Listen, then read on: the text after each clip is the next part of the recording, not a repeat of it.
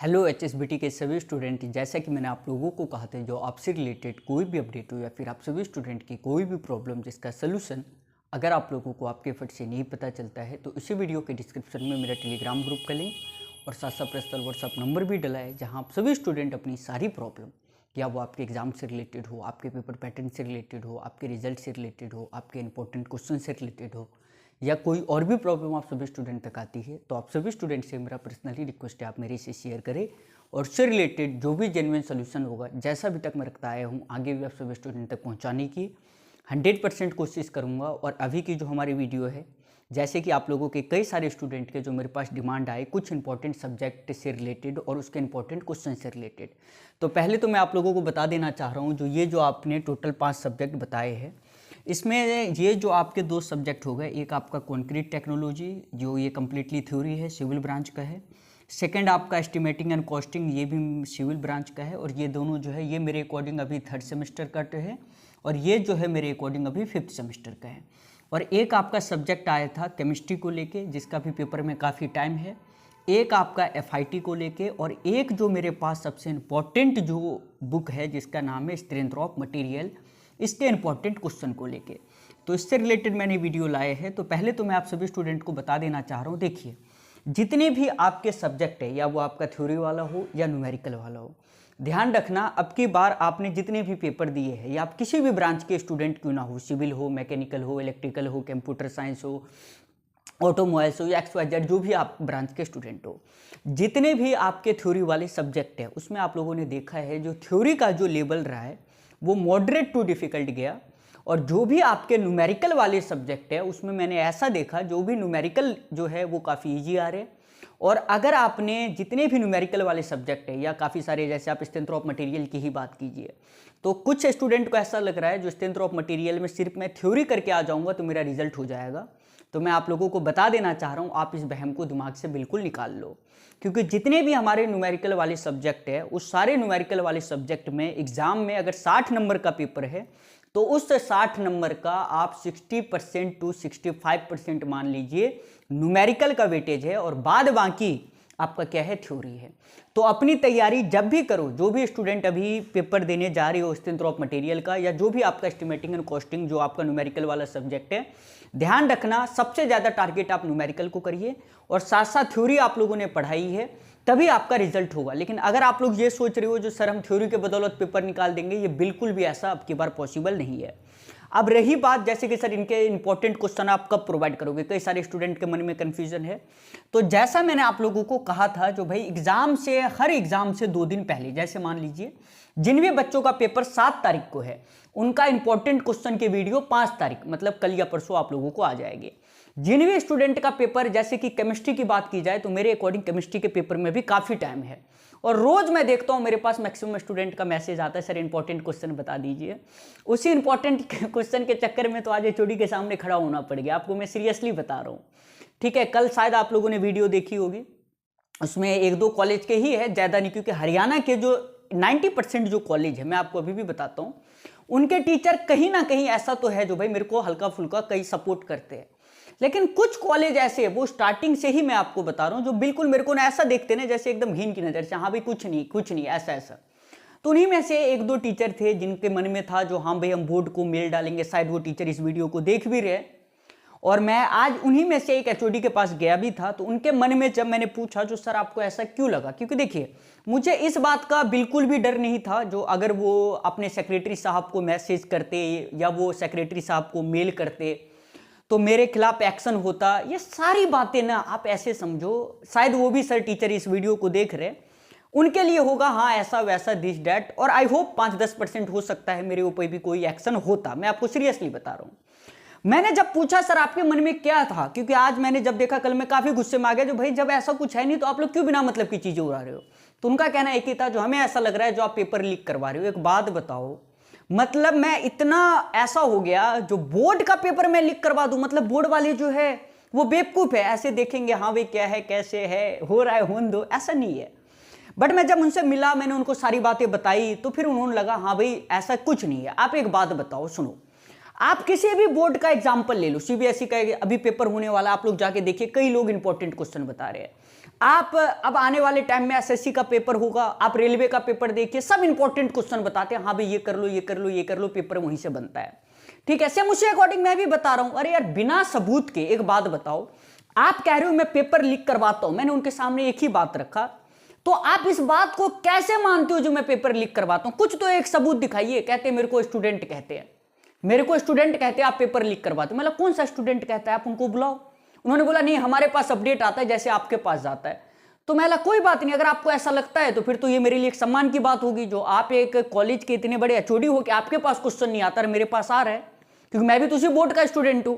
तो फिर काफी कुछ, क्योंकि मैं भी सोचा जो हाँ भाई एक पल को अगर चलो गलती है, कुछ नहीं वो एचओडी है भाई, माफी मांगने में क्या जा रहा है, बड़ों के सामने में झुकने में कोई दिक्कत नहीं है।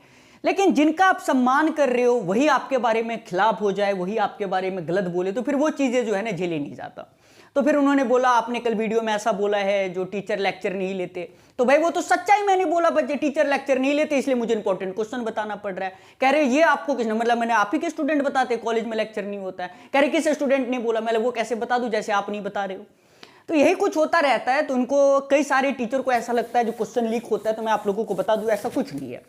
जब तक आपके पास सबूत नहीं है तब तक आप ये बात नहीं कह सकते। जिस दिन आपको सबूत मिल जाए उसके बाद आप अपना कहते रहिए, केस करते रहिए, कोई दिक्कत हो रही है। लेकिन जब तक, देखो भाई एक बात याद रखो, आपके ऊपर कुछ भी हो जाए भाई, जब तक आप सबूत नहीं दिखाओगे कोर्ट नहीं मानता है। कोर्ट को बस सबूत चाहिए, आप कोई ऐसा सबूत ला दो, आप कोर्ट को दिखा दो जो हाँ भाई इस बंदे के पास इस थ्रू क्वेश्चन आ जाता है, तब कोर्ट मुझे सजा देगा।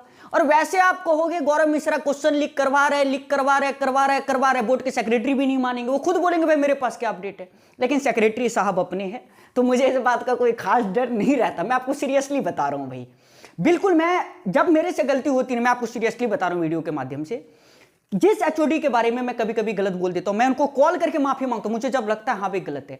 और जब मेरी गलती नहीं है तब आप बोलोगे अगर आप इस उम्मीद में हो मैं माफी मांग लूंगा, इस उम्मीद को भी मत रखिए। कई सारे लोगों को, मैं जब जाता था कई सारे कॉलेज में, जब कभी कभी काम फंस गया किसी बच्चे का तो प्रॉब्लम को लेके, तो वो कहते थे अरे यार तेरा क्या है, बस अपडेट वाली वीडियो चलती है ऐसा वैसा। मैंने अब बोला जाके देखिए लेक्चर वाली वीडियो, अपडेट से ज्यादा व्यूज आ रहे हैं साहब। तो इस बात का घमंड नहीं है जो मैं अच्छा पढ़ाता हूं, ये है वो है ऐसा है वैसा, लेकिन इतना है बच्चे को कैसे पास करवाना है, एचएसबीटी के हमारे स्टूडेंट कैसे पास होंगे, इस चीज का तजुर्बा मुझे है।